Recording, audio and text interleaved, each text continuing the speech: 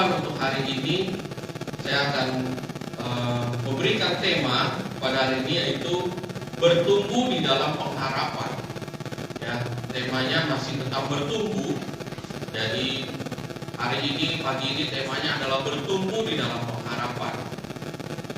Ya, kenapa saya ambil tema ini, bertumbuh di dalam pengharapan? Karena sekarang ini kita udah masuk di pertengahan tahun 2025. Ya, apa terasa kita udah di bulan Juni, bahkan di akhir bulan Juni. Kalau kita melihat kondisi kita sekarang ini, 2025 ini, ya, kondisi di dunia, ya, kita melihat sekarang negara-negara lagi berperang, terutama Israel dan Irak sedang berperang. Biasa kita lihat, kalau beta lihat itu cuma di film-film, perang, rudal, tembak-tembak dari udara. Biasanya kita lihat cuma di film, tapi sekarang disiarkan secara nyata melalui berita, dan kita bisa lihat sendiri bagaimana perang itu memang betul-betul ada. Jadi ada banyak kekhawatiran, ada banyak teori-teori yang menggambarkan bahwa ini adalah awal perang dunia ketiga, di mana mulai adanya perang.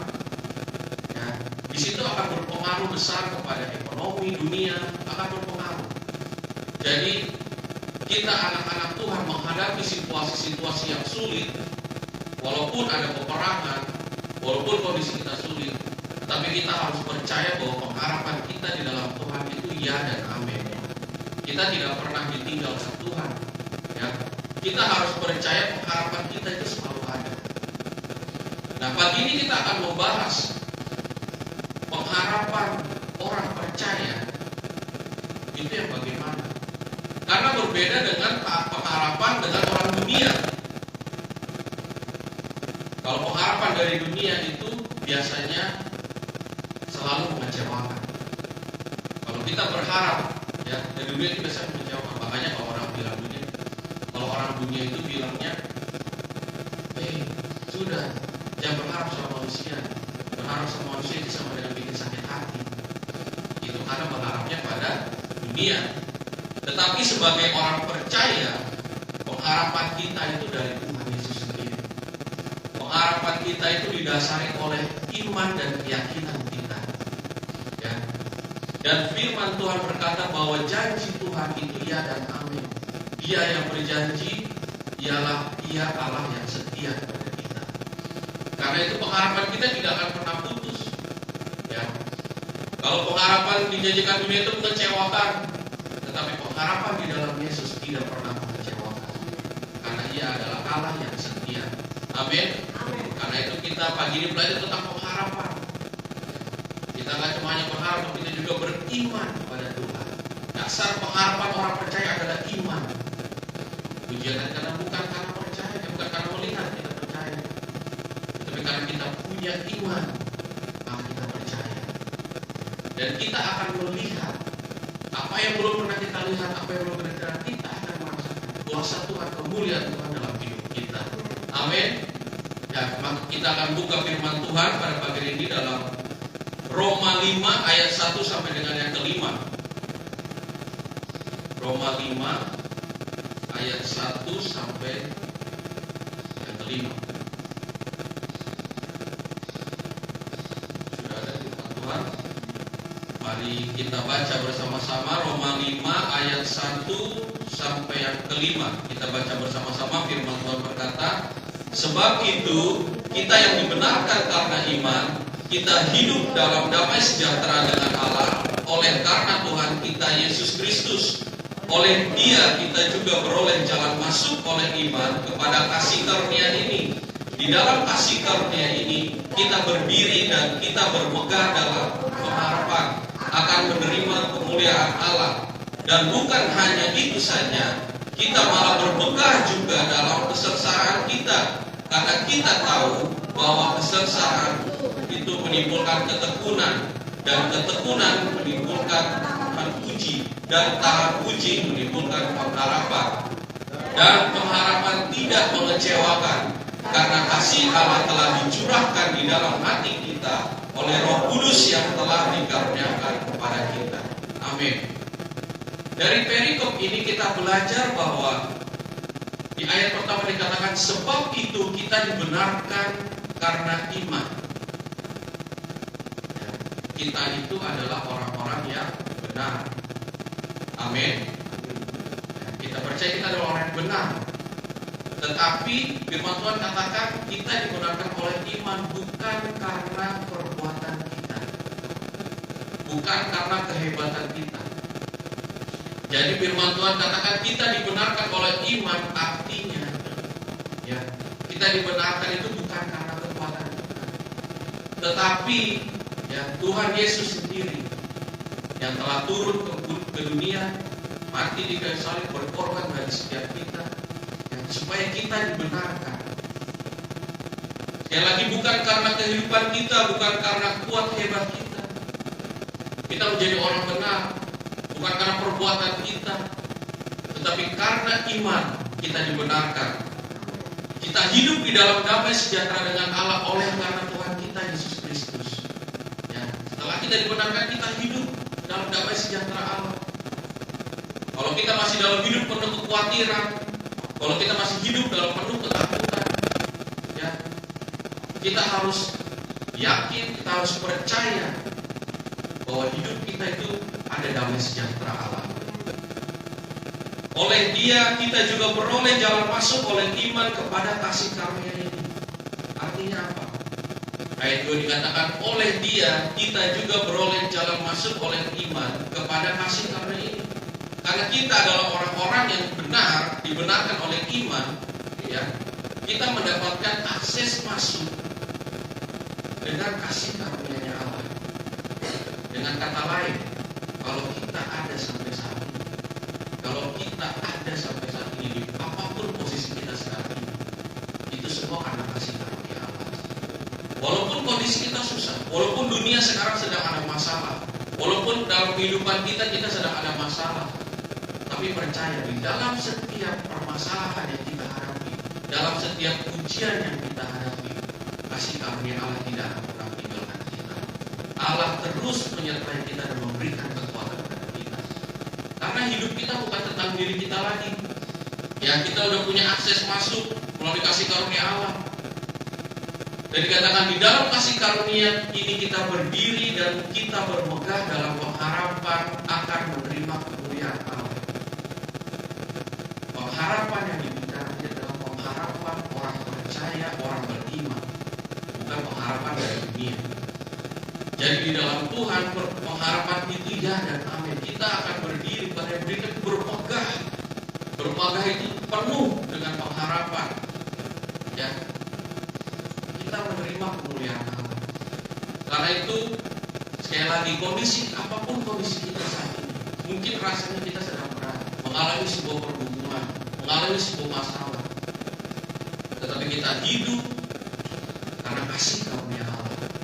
Kita percaya kasih karunia Allah tidak pernah meninggalkan kita. Sehingga apa? Sehingga ketika kita ada masalah pun, nama Tuhan tetap dipermuliakan dalam hidup kita. Karena apa? Karena kita tidak mengeluh, kita tidak menggerutu. Ketika orang lihat, wah, kita tahu walaupun dia penuh hidupnya dengan pergumulan, tetapi dia tetap taat setia kepada Tuhan. Dia tetap berkobar-kobar untuk Tuhan. Dan di ayat 3 dikatakan, dan bukan hanya itu saja, kita malah bermegah dalam kesengsaraan kita. Karena kita tahu bahwa kesengsaraan kita itu menimbulkan ketekunan. Artinya apa? Bermegah dalam kesengsaraan. Wah, kalau kita bicara kesengsaraan ini, siapa yang bisa bermegah? Pasti kita rasanya berat, pasti kita rasanya sulit, ya. Tapi firman Tuhan katakan, di dalam kesengsaraan kita bermegah dalam kesengsaraan kita. Kenapa? Karena hidup kita penuh dengan pengharapan dan hidup kita oleh hidup karena kasih karunia Allah yang tidak pernah meninggalkan kita. Dan tadi firman Tuhan di ayat 2 dikatakan kita bermegah dalam pengharapan akan menerima kemuliaan Allah. Artinya, ya, di dalam kesengsaraan kita tetap bermegah. Kenapa? Karena kita tahu di dalam kesengsaraan kita ada maksud Tuhan, ada kemuliaan Tuhan, ada kemuliaan Allah yang Tuhan manifestasikan bagi hidup kita. Karena itu menghadapi kesengsaraan kita nggak jadi letih lesu, kita nggak jadi putus asa, kita nggak jadi khawatir, kita tetap berpegang. Karena kita tahu, ya, karena kita yakin, kita percaya Tuhan punya rencana yang besar atas hidup kita. Amin. Karena kita percaya bahwa Tuhan itu selalu setia dan Tuhan itu adalah Tuhan yang ikut bekerja dalam segala sesuatunya bagi hidup kita untuk mendatangkan kebaikan. Walaupun kita dalam keadaan kesengsaraan, tetapi kita tetap berpegang karena kita tahu Tuhan kita Tuhan yang setia, Allah kita Allah yang setia. Dia yang berjanji ya dan amin. Walaupun kita dalam permasalahan kita percaya ada kemuliaan Allah yang akan nyatakan dalam hidup kita. Dan kemuliaan Allah itu, ya, kesengsaraan itu akan membawa kita dalam ketekunan. Jadi walaupun dalam permasalahan kita, ya, kita nggak jadi mundur dalam pelayanan, justru kita menjadi semakin tekun, semakin giat mencari Tuhan. Tekun itu berbicara tentang taat dan setia. Ya, walaupun kondisinya sulit, tetap melayani Tuhan. Walaupun kondisinya sulit, tetap luangkan waktu berdoa untuk Tuhan. Ya. Jangan mundur dalam pelayanan kita, jangan mundur dalam kerohanian kita. Justru itulah yang membawa kita dalam ketekunan. Di ayat kelima dikatakan, dan pengharapan tidak mengecewakan karena kasih Allah telah dicurahkan di dalam hati kita oleh Roh Kudus yang telah dipercayakan. Pengharapan di dalam Tuhan itu tidak pernah mengecewakan. Kalau kita berharap sama manusia, itu mengecewakan. Kalau kita berharap pada dunia, itu mengecewakan. Bedanya apa kalau berharap pengharapan pada Tuhan sama pengharapan orang percaya sama pengharapan dunia? Kalau pengharapan orang dunia bilangnya mudah-mudahan, semoga. Ya. Tapi kalau di dalam Tuhan dengan iman ya dan amin, janji Tuhan ya dan amin. Waktu Tuhan pasti akan terjadi dalam hidup kita, tapi sesuai dengan waktunya Tuhan. Ya, kita percaya dengan ya dan amin. Itu bedanya. Kita nggak bilang mudah-mudahan kita selamat, mudah-mudahan kita beruntung. Nah, di dalam Tuhan kita percaya Tuhan yang berjanji, Tuhan yang akan memberkati kita. Usaha kita, pekerjaan kita, studi kita, keluarga kita, Tuhan pasti akan berkati. Ya dan amin. Itu bedanya kalau pengharapan orang percaya. Karena itu kita akan belajar ada 3 pesan firman Tuhan pagi ini, ya, supaya kita dapat hidup di dalam pengharapan. Yang pertama, orang yang hidup dalam pengharapan, orang percaya itu dia akan kuat menghadapi kesulitan. Dia akan kuat dalam menghadapi kesulitan. Dalam 1 Korintus 15 ayat 58 firman Tuhan berkata, karena itu saudara-saudaraku yang kekasih, berdirilah teguh, jangan goyah, dan giatlah selalu dalam pekerjaan Tuhan. Sebab kamu tahu bahwa dalam persekutuan dengan Tuhan, jerih payahmu tidak pernah sia-sia. Firman Tuhan katakan, tetaplah kuat dan berdiri teguh. Orang yang berpengharapan adalah orang yang teguh menghadapi kesulitan. Orang yang berpengharapan adalah orang yang teguh, kuat berdiri menghadapi kesulitan. Artinya bahwa kesulitan apapun dalam hidup kita, ya, apapun masalahnya, kita tidak fokus pada masalah ini, kita tidak fokus pada kesulitan itu, tetapi cara pandang kita yang berbeda sebagai orang yang teguh dan berpengharapan pada Tuhan. Kita tidak melihat masalahnya yang begitu besar, tetapi kita lihat bahwa kita punya Tuhan yang besar, lebih besar daripada masalah yang kita hadapi. Karena itu seringkali kita itu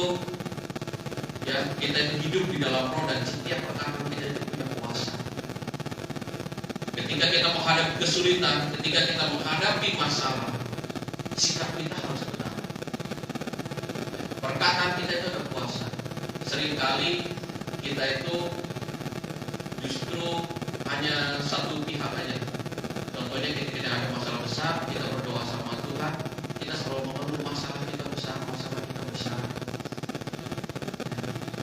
Kalau sudut pandang, cara pandang kita beda, ya, kita rubah.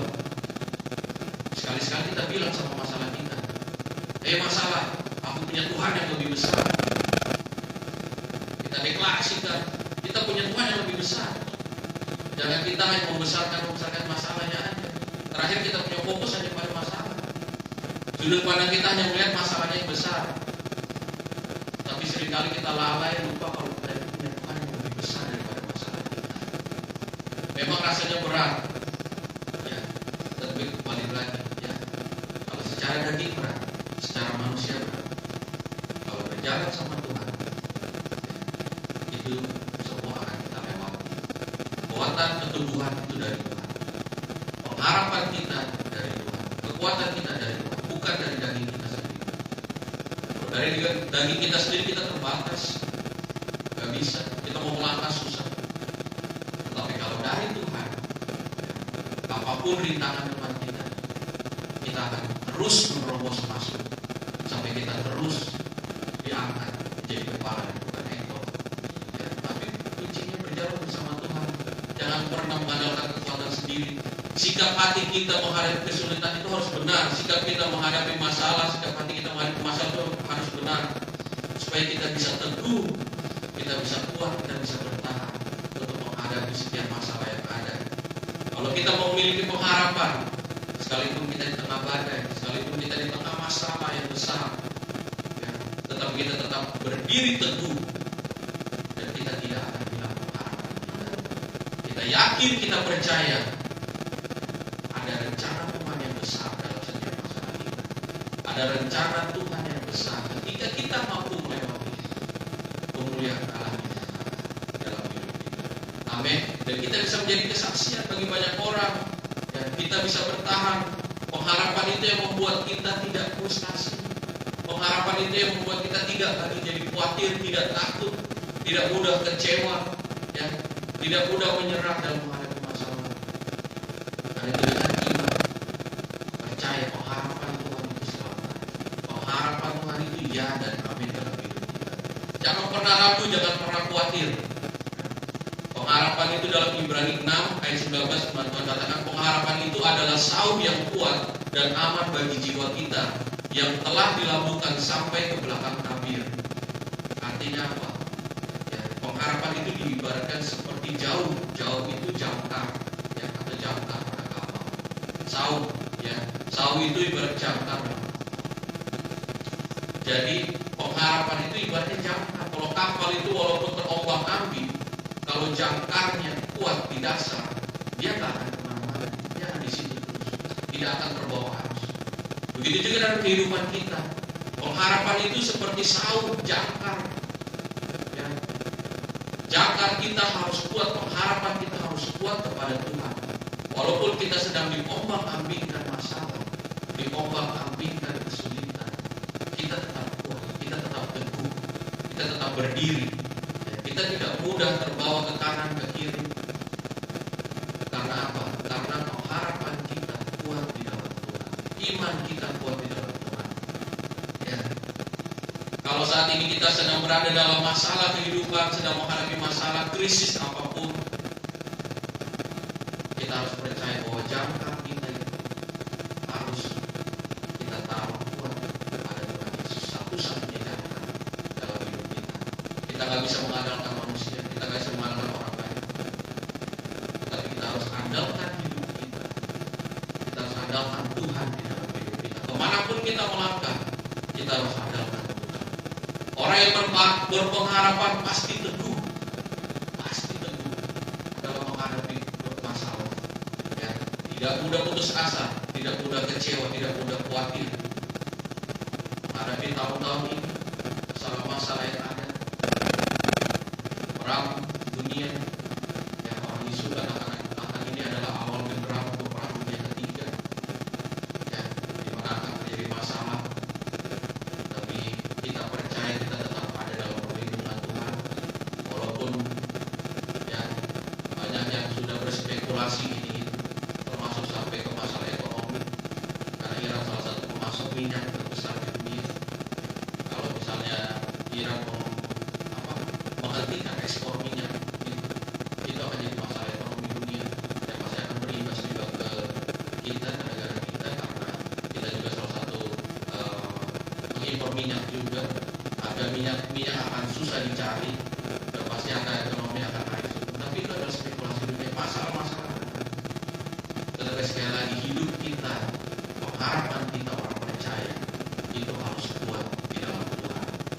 Apa boleh ada, dunia boleh masalah, boleh goncang, tapi kehidupan kita, iman kita tidak pernah goyah, iman kita tidak pernah goncang. Kita tetap percaya kepada Tuhan, tetap beribadah kepada Tuhan, tetap melayani Tuhan.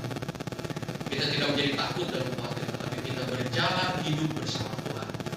Ingat, selalu ada Roh Kudus yang selalu menuntun kita, menerobos segala sesuatu. Karena itu pengharapan kita harus kuat di dalam Tuhan. Jangan kita kuat dalam Tuhan. Yang kedua, yang pertama tadi dia teguh menghadapi masalah. Yang kedua, orang yang penuh pengharapan, dia percaya memiliki masa depan yang penuh dengan harapan. Dalam Yeremia 29 ayat 11 dikatakan, sebab aku ini mengetahui rancangan-rancangan apa yang ada padaku mengenai kamu. Demikianlah firman Tuhan, yaitu rancangan damai sejahtera dan bukan rancangan kecelakaan, untuk memberikan hari depan yang penuh harapan. Sekali lagi, harapan di sini adalah harapan orang percaya di dalam Tuhan, bukan harapan dalam dunia. Jadi kita orang yang penuh dengan pengharapan dalam Tuhan, orang percaya. Kita percaya bahwa kita memiliki masa depan. Jangan pernah ragu, jangan pernah khawatir. Saya pernah katakan bahwa ketika saya ikut SD, SMP, SD itu nilai saya wah. Kalau Mama Paulus bilang do re mi fa sol 3, 4, 5. Kelas 2 SD, kelas 3 SD, setiap tahun bagi rapot pasti Mama Paulus dipanggil, pasti. Karena nilainya do re mi fa sol. Tetapi beta yakin bahwa Bapak Deni sama Mama Paulus itu pengharapannya yang pernah putus sama Tuhan. Karena itu anaknya bisa berdiri jadi dokter. Siapa yang bisa percaya? SMA ranking selalu 5 terbawah, 5 besar tapi dari bawah selalu. Ya, nilai lulus pun wali kelas ketika bagi ulangan, nilai lulus pun kita kalau bagi nilai ulangan kita dulu dipanggil satu-satu. Billy kasih nilai, siapa dipanggil? Pas beta dipanggil, beta nilai pas 63, pas lulus dulu SKPM beta masih 63. Wali kelas cuma tanya, kamu nilai siapa? Karena nilainya biasa 3, 4. Sekali 63, penting kalau 10 ditanya nilai siapa? 63, pas. Ya. Tetapi saya yakin kalau pengharapan itu ada, ya, masa depan kita pasti masa depan yang cerah. Ya, karena itu orang tua terus berdoa bagi anak-anaknya, terus mendoakan anaknya. Pengharapan pada Tuhan itu selalu diadakan. Anak-anak kita punya anak-anak masa depan yang bilang, punya masa depan yang cerah. Jangan khawatir ketika dia memiliki nilai yang jelek, dalam hati khawatir perlu, tapi menasihati, jangan memperkatakan hal-hal yang negatif. Jangan bilang kamu ini anak bodoh, kamu ini gak bisa buat apa-apa. Itu akan mempengaruhi secara psikologi, secara psikis anak-anak itu akan mempengaruhi. Dia akan merasa minder, akan menjadi orang tumbuh dengan pesimis, mau berbuat apa-apa menjadi takut, karena dia udah ditekan dulu. Dia merasa kalau ketika dia beli nanti akan salah, dia merasa kalau dia buat ini nanti apa. Sebagai orang tua terus support. Kakak beradik juga begitu, ya, harus support adik-adiknya, kakak support adiknya, adik support kakaknya. Kenakalan dalam masa anak-anak, masa remaja itu adalah kenakalan yang wajar, kecuali udah sampai menyimpang, ya. SMP, SMA udah mulai merokok, minum alkohol, itu udah harus ditegur. Tetapi sebagai orang tua, sebagai kakak harus terus support, menyemangati anak-anaknya. Walaupun dalam keadaan yang misalnya kurang bagus, tetap bilang kamu ya, kamu belajar. Berarti kalau kamu nilainya belum bagus, berarti kamu harus lebih giat belajar, bukan karena kamu bodoh. Berarti kamu harus lebih giat belajar. Karena mama tahu, papa tahu kamu pintar. Itu yang selalu Bapak Deni mau bilang begitu. Ya. Kalau SMA tuh sampai kalau misalnya Mama Lucy, kalau misalnya kita ujian selalu tanya, ulangan apa? Besok ada ulangan enggak? Ulangan ini sampai ujian nasional atau ujian kenaikan kelas itu selalu gitu kan. Ya Mama Lucy juga bilang, kok kayaknya dia Mama nggak pernah lihat dia belajar ya. Kok kayaknya kalau dulu Cici itu kalau udah mau ulangan itu berapa hari sebelum tuh kertas sudah berserakan di atas kasur. Kalau anak laki-laki tenang sama, tunggu hasil saat. Selalu jawabannya begitu. Tenang terus, hasil terus, 56. Tapi yang penting naik kelas, tenang. Ya. Jadi kita harus tetap terus support, ya, terus support anak-anak kita secara psikologis, ya, termasuk juga secara rohani mereka juga kita harus support. Ya. Orang tua jangan pernah putus pengharapan pada anak-anak. Percaya bahwa anak-anaknya punya masa depan yang gemilang. Begitu juga kita anak-anak muda, ya, kita punya masa depan yang gemilang. Pengharapan kita sama Tuhan. Jangan ragu tentang apa jodoh kita, pekerjaan kita, jangan ragu. Percaya Tuhan pasti siapin yang terbaik. Kita hari ini sudah belajar tentang pengharapan. Pengharapan kita adalah pengharapan orang percaya, bukan pengharapan dunia. Jadi jangan bilang mudah-mudahan kita dapat pacar yang cinta Tuhan, mudah-mudahan kita dapat pasangan yang baik. Bukan mudah-mudahan, tapi yakin percaya Tuhan pasti akan siapkan yang terbaik untuk kita. Tuhan pasti akan siapkan terbaik jodoh kita, pekerjaan kita, masa depan usaha kita. Tuhan pasti siapkan. Yakin, percaya. Amin. Soalnya mudah-mudahan lah gitu. Yakin, melangkah maju, ya, sama Tuhan, yakin. Karena pengharapan kita itu nyata di dalam Tuhan. Pengharapan itu bagaikan lampu di malam hari, di gelap gulita. Walaupun rasanya kayaknya gelap, tetapi ketika ada pengharapan, ada lampu dibandingkan sebagai sebuah lampu, kita merasa, oh, ada pengharapan. Kita mulai melihat, mulai ada kehidupan, ada lampu yang cahaya. Kalau nggak ada pengharapan, kita akan merasa gelap, gulita. Ya. Itulah kalau kita hidup di luar pengharapan, kita selalu merasa bahwa hidup kita ini gelap, gulita. Kayaknya tuh nggak bisa apa-apa. Ya. Kalau gelap itu yang ada cuma rasa takut, yang ada cuma rasa khawatir. Tapi ketika ada pengharapan, itu bagaikan sebuah lampu di dalam kegelapan. Hidup kita menjadi lebih semangat, menjadi antusias lagi, karena kita tahu Tuhan selalu ada bersama kita. Pengharapan kita tidak pernah putus dalam Tuhan. Kita harus ingat, Allah tidak pernah merencanakan sesuatu yang jahat, kegagalan, kehancuran dalam hidup kita. Rancangan Allah bagi kita adalah rancangan damai sejahtera dan hari depan yang penuh dengan harapan. Jangan takut, jangan khawatir, ya. Tetap berdoa, ikhtiar dan penting sebagai untuk membuat iman kita, ya, supaya iman kita itu semakin bertumbuh di dalam. Di dasar pengharapan orang percaya adalah iman. Karena itu kita harus terus bertumbuh di dalam Tuhan. Yang ketiga, yang terakhir, orang yang hidupnya penuh dengan berharapan adalah orang yang bersyukur dalam situasi apapun. Yang pertama, dia kuat teguh menghadapi kesulitan. Yang kedua, masa depannya penuh dengan harapan. Yang ketiga, hidupnya selalu dengan penuh ucapan syukur. Dalam situasi apapun, ya, walaupun kondisinya berat, kondisinya sulit, firman Tuhan katakan, mengucap syukurlah dalam segala hal, sebab itulah yang dikehendaki Allah di dalam Kristus.